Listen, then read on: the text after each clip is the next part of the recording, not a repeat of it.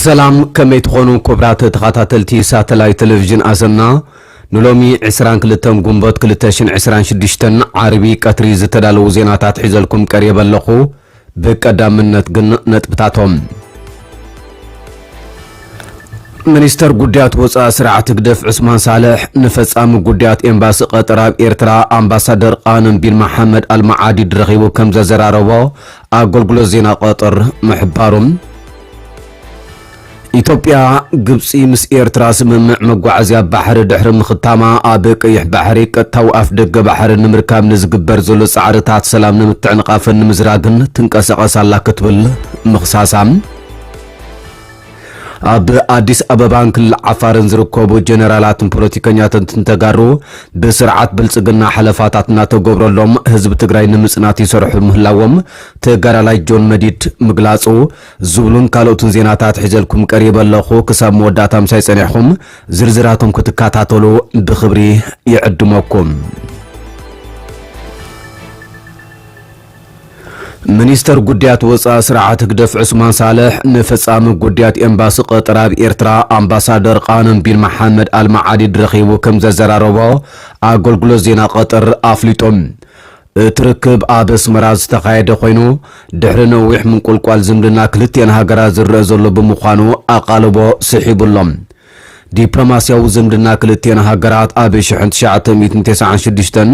ኣብ ዶሓ ኤምባሲ ኤርትራ ብምኽፋት ዝጀመረ ኮይኖም ቀጠር ብወገና ኣብ 2001 ኣብ ኣስመራ ኤምባሲ ብምኽፋት ነቲ ዝምድና ኣሕይላቶም ካብ ሽዑት ሒዙ ድማ ክልቴና ሃገራት ኣዝዩ ዕሙር ዝኾነ ዝምድና ከም ዝነበረን ዝፍለጥ ኮይኖም ኣብ ዝሓለፈ ኣስታት 10 ዓመታት ግን ዝምድናን ቆልቂሉ ጸኒሖም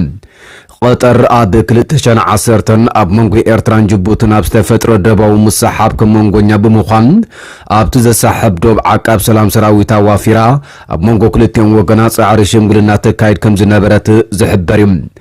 ኣብቲ እዋን ነታ ብሰንክቲ ኣብ 2009 ዝተነበረላ እገዳ ኣብ ዲፕሎማሲያዊ ተነጽሎ ዝነበረት ኤርትራ ቀጠር ፖለቲካውን ቁጠባውን ደገፍ ዝገበረት ኣገዳሲት መሻርክቲ ኤርትራ ምንባራ ብዙሓት ይገልጹም። እንተኾነ እቲ ዝምድና ኣብ 2017 ድሕሪ ዘጋጠመ ቅልውላው ኣባል ሃገራት ምትሕግጋዝ ወሽመጥ ዓረብ ማለት ስዑድ ዓረብ ኢማራት ባሕሬንን ግብጽን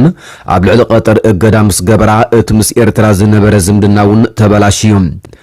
ኣብቲ እዋን ኤርትራ ኣብ ጎንቲ ስዑድያን ኢማራትን ዝመርሕኦ ዝነበራ ኪዳን ልፍንታዊ ሓይሊ ኣንጻር የመናውያን ሕቲ ብቐረባ ከም ዝተሰለፈት ኣይርሳዕን። ምስ ኢማራት ብዝነበራ ስትራቴጂያውን ወተሃደራዊ ምትሕባር ንወደብ ዓሰብን ማዓስከር ኣየርን ኤርትራ ኣብ የመን ዝግበር ስርሒታት ኣፍቂዳ ምንባራውን ይሕበር። ቅልውላው ሃገራት ንዓመቐ ኣብ ዝኸደሉ ነዊሕ ከይጸንሐት ቀጠር ሰራዊታ ካብ ዶብ ኤርትራን ጅቡትን ከተልዕልውን ተራእያ። ኣብ መንጎ ሃገራት ምትሕባር ወሽመጥ ዓረብ ኣብ 2021 ብዝተገብረ ስምምዕ እቲ ኣብ ወጥሪ ዝነበረ ዘባዊ ዲፕሎማሲ በብቁሩብ እናተመሓየሸ ክመጽእ ከም ዝጸንሐ ይንገር። ኣብዚ ትማሊ ኣብ ኣስመራ ዝተገብረ ርክብ ሰበ ስልጣን ክልቴና ሃገራት ነቲ ዝጸንሐ ዝምድና ብምግምጋም ዝምድንኦም እናደንፍዐ ዝኸደሉ መንገዲ ኣመልኪቶም ከም ዝተዘራረቡውን ተፈሊጡሎም። ድሕርቲ ኣብ ለካቲት ዝተባርዐ ኩናት ኢራን ኣሜሪካ እስራኤል ማእከላይ ምብራቕ ብሓፈሻ ዝተወሰነ ሃገራት ወሽመጥ ድማ ብፍላይ ብሰንኪ ዝወረደን መጥቃዕትታት ኢራን ኣብ ቅልውላውያን ዝርከባ ብሰንኪ ዝተፈጥረ ጂኦፖለቲካውን ጂኦስትራቴጂያውን ምቅያራት ድማ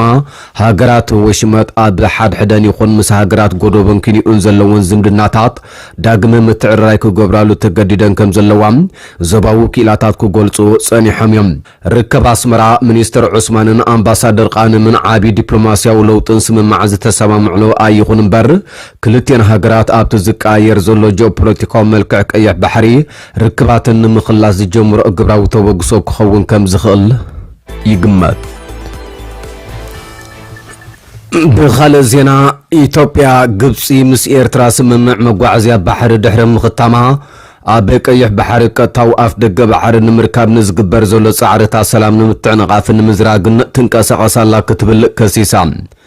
وهاب قال منستر قديات وصا سرعت بلصقنا امباسادر نبيات ጌታቸው በ521 ጉንባት 2026 አብዛሃበ ጋዜጣው መግለጽም እቲ ካብ ካይሮ ዝመጸ ዘይሃናጽ ውዲት ነቲ ኢትዮጵያ ብሰላማዊ መንገዲ ኣፍ ደገ ባሕሪ ንምርካብ ዘለዋ ድልየት ንምትዕንቃፍን ኣቓልቦን ንምስራቅን ዝዓለመ ምዃኑ ገሊጾም አምባሳደር ነቢያት ከም ዝገለጾ ፖሊሲታት ግብጺ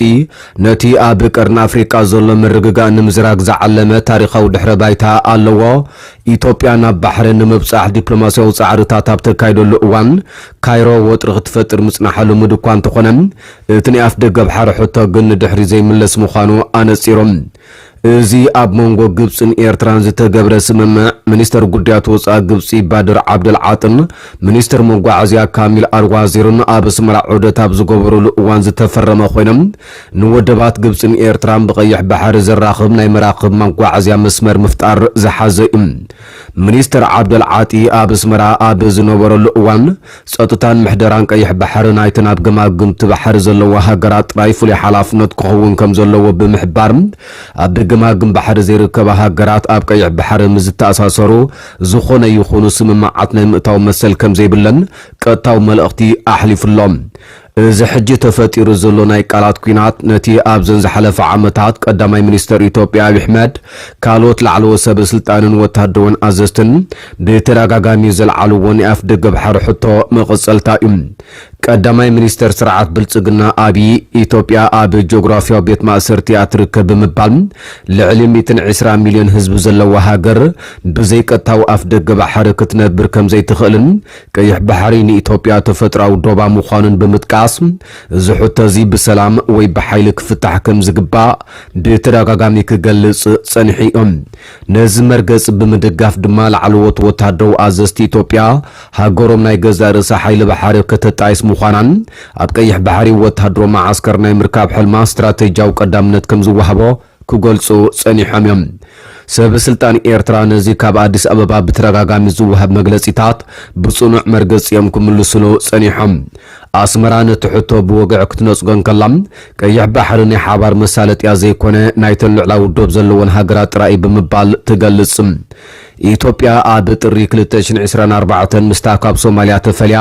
ናታ ርእሰ ምምሕዳር ኣውጃ ዘላ ሶማሊላንድ መዘክር ስምምዕ ተፈራሪመ በዚ ስምምዕ ዝመሰረት ኢትዮጵያ ን20 ዓመታት ዝጸንሕ ናይ 20 ኪሎ ሜትር ገማግም ባሕሪ ንወተሃደራውያንን ንግዳውያንን መራከባ ከተማሓደር ፍቃድ ክወሃባ ተሰማሚዓ ነይራ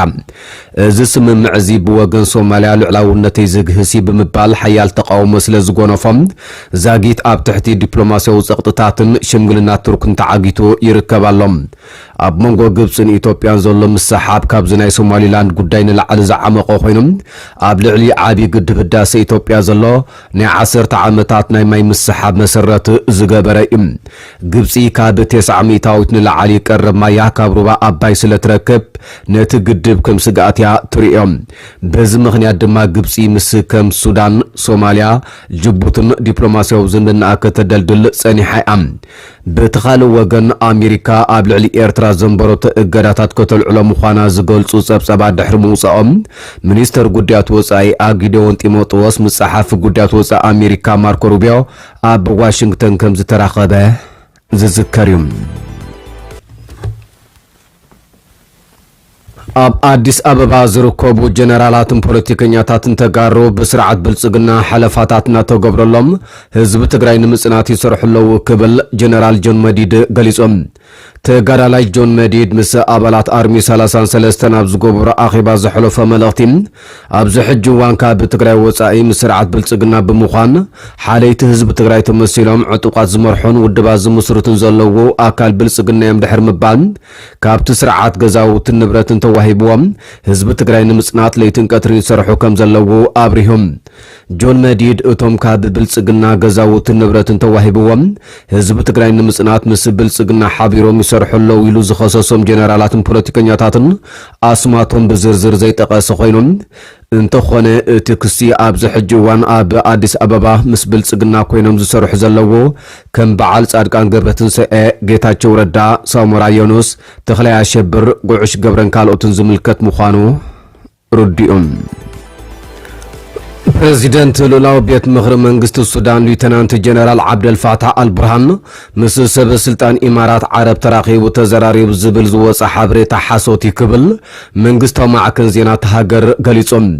منغستاو معكن زينا السودان جنرال البرهان بمنغونجنت بحرين مسمرحتي امارات بمرخاب اب منغو كارتوم من ابو دابن تفطير زلو دبلوماسياو غاغ نمصباب تزراري من زبل بمرباب حبريتا ميدل ايست اين زوص نحاسوت زينا ملاش نمهابيو نززبلم اب منغو مرحت السودان امارات زخونه ركب كم زي تخيدن بحج زكير زخونه زتتحزق وصرا وي مدب كم زي لزبره منغستو معكن زينا السودان امارات ابتي اب السودان زكير زلو وقحدحد جاملاو هلقيت سلميون سباتن عنو سيفلاو تحت غرصن يفصم نزل حيلتا دعم السريع بمنغد ايتوبيا بلات غوبر زلاو وتهدراوي قطباون لوجستيكاون حاجز تقصلو لكم زلان اغرو مغدو كسيسوم